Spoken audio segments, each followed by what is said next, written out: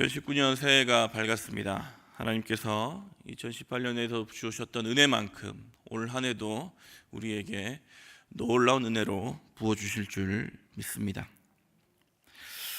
오늘의 말씀 2절에 보니까 말씀의 배경이 되는 시간이 나와 있습니다. 일곱째 달 초하루라고 되어 있죠. 때는 그러니까 이스라엘 백성에게 신년이 밝아온 것입니다. 우리나라도 이제 겨울이 돼서 12월이 되고 1월이 되면 신년이 되는 것처럼 이스라엘에게도 새로운 해가 있었는데, 그것은 7월이 그들의, 우리나라의 계절로 볼 때 7월이 그들에게 새해가 되는 시기였습니다. 그러니까 우리나라에 신정이 있는 것처럼 이들에게도 절기가 있었는데, 이게 나팔절이었죠. 나팔을 크게 불고 신년을 알리는 행사였습니다. 그런데 이제 그들이 맨 처음 한 일이 있었어요. 그것이 무엇이냐면 함께 모여서 예배를 하나님 앞에 드리면서 어떤 파티나 세상의 향락을 즐긴 것이 아니라 하나님의 말씀을 들은 말씀 대붕회, 대사경회가 일어난 것이죠. 새해가 되었을 때에 왜 이스라엘 백성들이 나팔절을 간단히 지키지 않고 새롭게 말씀을 들었던 놀라운 일이 일어났을까를 우리가 오늘의 말씀의 배경을 보면서 한번 깊이 묵상해보고 상고해볼 필요가 있습니다. 이스라엘 백성들이 이제 바벨론 포로가 된 지 70년이 지나고 바사왕 고레스의 마음을 움직이셔서 3차에 걸쳐서 귀환하게 되죠. 스룹바벨, 에스라, 그리고 이제 느헤미야를 통해서 귀환합니다. 스룹바벨을 통하여서 성전을 만들고 에스라를 통하여서 영적인 회복이 일어나고, 이 느헤미야의 귀환으로 성벽이 지어집니다. 그러니까 에스라가 제사장이며 학사였기 때문에 영적인 부흥을 이끌었고, 느헤미야는 총독이었기 때문에 물리적인 재건과 도덕적인 재건을 이끌었죠. 성전을 지었습니다. 성벽도 지었어요. 귀환해서 아무것도 없던 그 땅에 85년이나 되는 시간 동안 성전과 성벽을 완공했습니다. 여러분, 놀라운 일을 한 것이죠. 여러분, 그 화려했던 과거에 자신의 그 바벨론을 등을 지고, 파사를 등에 지고 이제 아무것도 없는 고향을 돌아왔습니다. 그 땅에서 태어났던 자들도 아니었어요. 그러나 하나님의 언약을 붙잡고 말씀을 붙잡고 귀환하여 아무것도 없는 그 땅에서 그 수많은 이방인들의 박해와 질시를 받으면서, 방해를 받으면서 재건을 했던 것이죠. 완성이 드디어 됐습니다. 완성이 됐어요. 그리고 새해가 된 겁니다. 여러분, 이제 파티가 일어나야죠.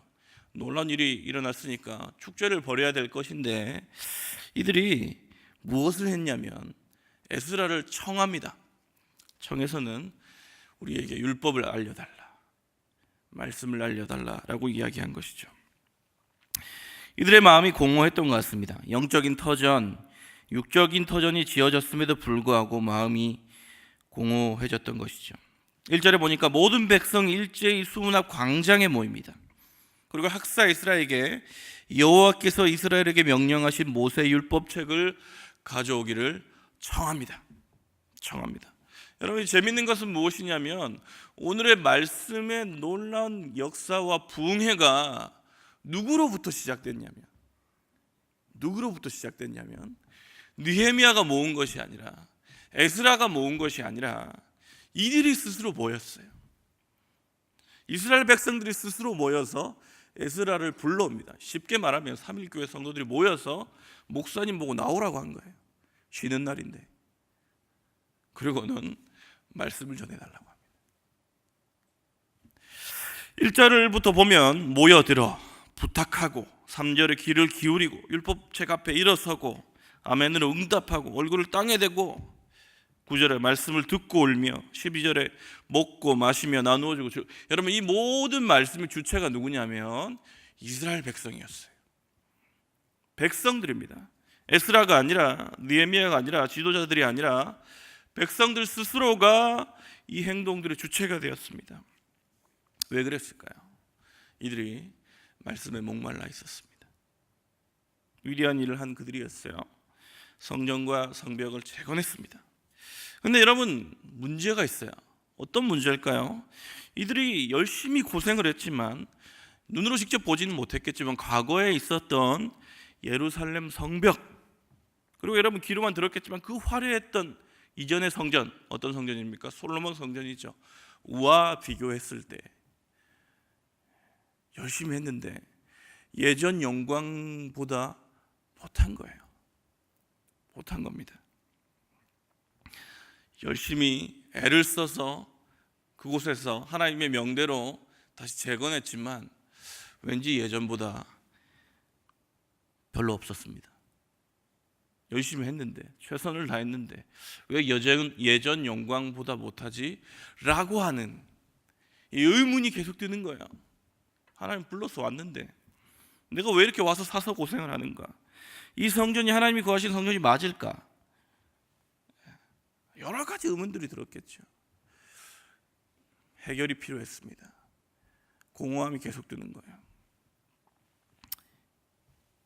그래서 신년이 된 그들은 누가 시킨 것도 아닌데 일제히 모여들어서 하나님의 말씀을 청한 것이죠.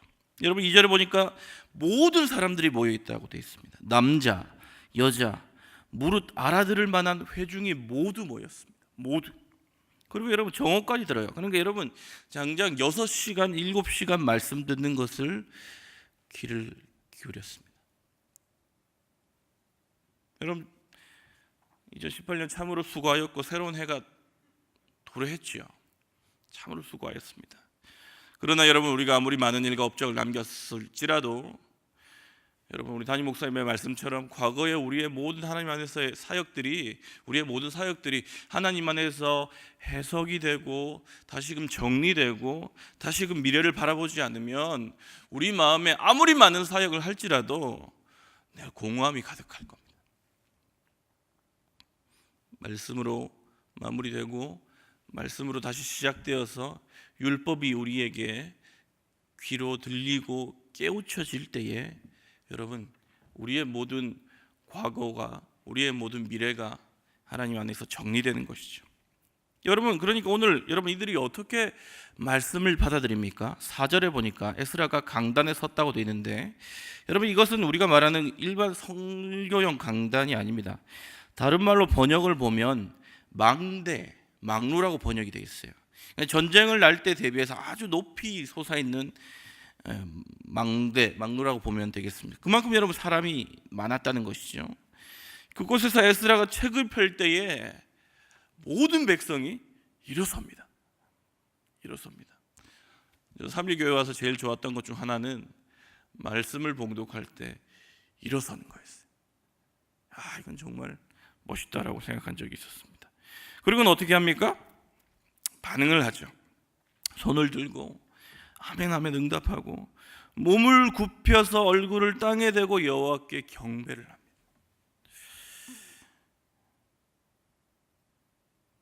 말씀이 들려지는데 이들이 그 말씀에 얼마나 배고파해 있는지 6시간, 7시간을 말씀을 밝히 보여주고 읽혀주고 레위인들이 다시금 설명을 해주고 그 자리에서 말씀을 다시 해석하고 나누는 시간들이 그 놀라운 긴 시간 동안 일어났음에도 불구하고 이들이 말씀을 고파하면서 감사하며 아멘 아멘 하고 경배하며 그 말씀을 듣고 놀라운 부흥회가 일어났습니다. 말씀의 깊은 갈망과 말씀의 진정한 말씀이 밝게 해석함이 일어나니까 온몸으로 말로써 이 말씀을 받아들이는 놀라운 부흥회가 일어났던 것이죠. 예전에 제가 존경하는 한 원로 목사님께서 그렇게 얘기하셨습니다. 그 사람의 믿음은 말씀을 대하는 태도를 보면 알 수 있다. 여러분 요즘처럼 말씀이 풍성한 때가 언제가 있습니까? 이 예제를 늘 자주 들죠. 텔레비만 틀면 말씀이 나오고 어플만 켜면 기라성 같은 목사님들의 말씀이 나옵니다. 사실은 저 같은 부목사 말씀 안 들어도 집에서 TV만 딱 틀거나 어플만 켜면 아주 좋은 말씀을 들을 수 있죠. 강해도 있고 신앙도서도 얼마나 많고. 여러분 그러면 신앙이 우리가 과거보다 훨씬 좋아져야 되는데 말씀이 풍성하니까 그럴까요? 성경이 부족해서 손으로 말씀을 필사하고 초대 한국교회 선배님들처럼 들을 곳이 없어서 한번 집회가 시작되면 2-3시간을 걸어서 평양 대부흥회 여러분 운동이 그렇게 시작했잖아요. 적어도 2-3시간의 말씀과 2-3시간의 기도회. 여러분 시간의 길이가 우리를 힘들게 하거나 어렵게 하지 않았죠 라고 했다고 합니다. 저도 그렇게는 못 해봤는데 1시간 말씀 듣는 게 힘든 시대입니다. 30분 말씀 전하는 것도 청년들은 길다고 그래요. 제가 능력이 없어서 그렇겠죠. 여러분 좋은 예배는 하나님의 성령의 임재와 말씀을 전하는 자의 성실함과 또 하나가 더 있는데 말씀을 받는 자의 갈망이 이루어질 때에 진정한 예배가 회복되는 것이죠. 사랑하는 성도님들에게 첫 번째로 한번 권하며 권면하는 것은 여러분 부족한 설교자가 설지라도 또 여러분 어느 곳에서 말씀을 읽을지라도 그 말씀 한 번을 읽을 때 오늘 나에게 주시는 말씀이구나, 오늘 나에게 허락하신 말씀이구나, 내가 이거 꼭 받아 먹어야 되겠다 라는 갈망이 있고 은혜가 있으면 여러분 어떤 부족한 설교자가 설지라도 똑같은 여러분 말씀을 듣잖아요. 근데 어떤 분들은 크게 은혜 받고 가시는데 어떤 분들은 가시면서 이렇게 오늘 설교 별로야. 물론 별로인 설교자들도 있습니다, 저를 포함해서. 그러나 여러분 말씀을 갈망하시고 예배를 갈망하시며 하나님 앞에 나오시는 것을 갈망하시며 나오실 때 여러분의 모든 예배와 모든 말씀 읽는 그 시간이 하나님께서 주신 놀라운 은혜가 충만한 올 한 해가 될 줄 믿습니다. 그것이 여러분들에게 축복이에요. 여러분들에게 축복입니다. 말씀을 사모하시는 여러분 되시기를 축원합니다. 여러분 이때 여러분 말씀이 읽혀지고 말씀을 이해하고 말씀에 대한 경외감이 살아나고 갈망하며 말씀을 읽게 되니까 어떠한 일이 벌어집니까?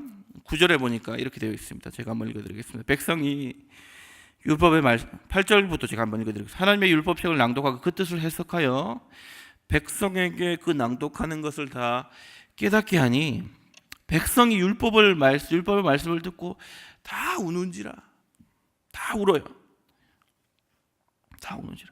총독 느헤미야와 제사장경 학사 에스라와 백성을 가르치는 레위 사람들이 모든 백성에게 이르기를 오늘은 너희 하나님이 여호와의 성일이지 슬퍼하지 말며 울지 말라. 말씀이 여러분 밝히 들려집니까? 어떠한 일이 벌어집니까? 다 웁니다. 다 웁니다. 그냥 감동돼서 그랬을까요? 감정적으로 슬퍼서 그랬을까요? 아까 얘기했던 그들의 고뇌가 여러분 하나님의 말씀 앞에서 해결이 되는 시간이 되니 이들에게서 진정한 회개의 눈물이 회복이 된 것이죠. 왜 회개가 일어났을까요? 그들의 고생이 자신들이 억울하게 당하는 고생이 아니라 하나님의 말씀을 듣지 않고 거역했었던 선조들의 죄라는 것을 알게 되고 선조들의 죄가 그들에게 자신들의 죄가 되며 회개가 일어났던 것이죠. 잃어버렸던 하나님의 말씀이 회복되고 놀라운 기도가 회복되고 그러면서 회개의 기도가 터져 나오게 되는 것입니다. 여러분 그러면서 여러분 두 번째로 어떻게 됩니까? 10절에 보니까 느헤미야가 또 그들에게 이르기를 너희는 가서 살진 것을 먹고 단 것을 마시되 준비하지 못한 자에게는 나눠주라. 이날은 우리 주의 성일이니 근심하지 말라. 여호와로 인하여 기뻐하는 것이 너희의 힘이니라. 아니 여러분 12절에 어떻게 됩니까? 모든 백성이 곧 가서 먹고 마시며 나눠주고 크게 즐거워합니다. 이는 그 이유가 나와 있어요. 그들이 그 읽어 들려준 말을 밝히 함이라. 말씀이 여러분 밝히 알아지니까 눈물이 터져 나오고 회개가 나오고 그 뒤에 어떻게 됩니까?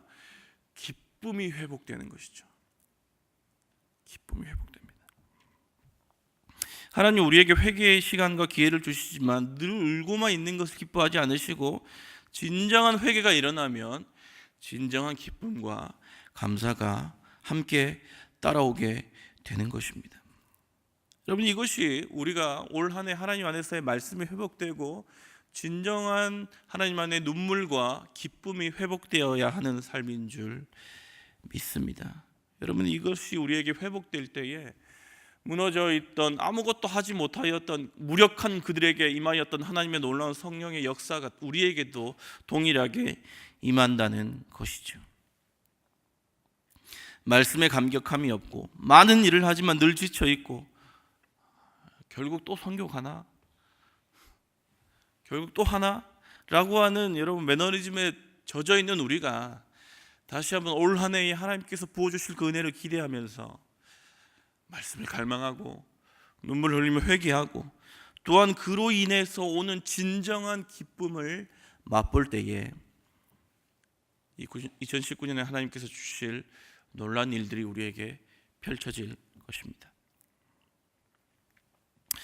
오늘 10절 말씀을 우리가 한 번만 다시 한번 읽고 말씀을 마무리하도록 하겠습니다. 우리 10절 말씀만 우리 한번 같이 한번 읽어보도록 하겠습니다. 시작. 느헤미야가 또 그들에게 이르기를 너희는 가서 살진 것을 먹고 단 것을 마시되 준비하지 못한 자에게는 나누어 주라. 이날은 우리의 성일이니 근심하지 말라. 여호와로 인하여 기뻐하는 것이 너희의 힘이니라. 하반절 말씀에 뭐라고 되어 있습니까? 여호와로 인하여 기뻐하는 것이 너희의 힘이다. 여기 여러분 힘이라고 번역되어 있는 단어가 원어상으로는 마호즈라는 단어입니다. 근데 이 단어가 다른 말로도 번역이 될 수 있는데 안전한 곳, 성벽이라고 번역이 되는 그러한 단어이기도 합니다. 이 말은 무슨 말입니까? 그러니까 여호와로 인하여 내가 기뻐하는 것이 너희의 성이 된다, 안식처가 된다. 여러분 이 말이 무엇을 보면서 해석이 되고 있습니까? 자신들의 손으로 지은 그 허술해 보이는 이스라엘 성벽을 보면서 불안해하고 있는 그들에게 하나님의 말씀이 임한 것이죠. 저 성벽을 보지 말고 여호와를 기뻐하는 것이 너의 성벽이 될 것이다. 여호와 하나님을 기뻐하는 것이 너의 성이다. 하나님을 인해서 기뻐하는 것이 너의 피난처이다. 지금 너희들이 만든 이 성벽은 보잘것없고 대군이 오면 또 무너질지 몰라도 하나님을 기뻐하면서 살아가면 하나님이 너희의 영원한 성벽과 피난처가 될 것이다 라는 것을 말씀하고 있는 것입니다. 사랑하는 사무엘 모든 성도 여러분, 2019년은 부어주실 하나님 은혜를 기대하며 영원히 하나님을 기뻐하며 여호와를 인하여서 늘 기뻐하며 하나님께서 주시는 말씀이 밝게 해석될 때에 회복되는 진정한 회개와 기쁨이 회복될 때에 올 한 해 하나님으로 인하여 기뻐함이 우리의 놀라운 힘이 되는 그러한 한 해가 될 줄 믿습니다. 그것을 위해 기도하며 올 한 해를 기쁨으로 시작하는 여러분 되시기를 예수 그리스도의 이름으로 축원합니다. 우리 말씀을 생각하시면서 기도하시다가 돌아가시도록 하겠습니다. 하나님 올 한 해 부어주실 은혜를 기대하며 하나님 다시 한번 하나님의 말씀을 갈망하며 어떠한 말씀이 부어질지라도 기쁨으로 말씀을 받아먹고 기도하며 하나님을 인하여 기뻐할 수 있는 올 한 해 되게 하여 주시옵소서. 우리 한번 기도하시다가 자유롭게 돌아가시도록 하겠습니다. 하나님 감사합니다. 사랑하는 성도들에게 허락하셨던 하나님의 놀라운 은혜를 기대합니다.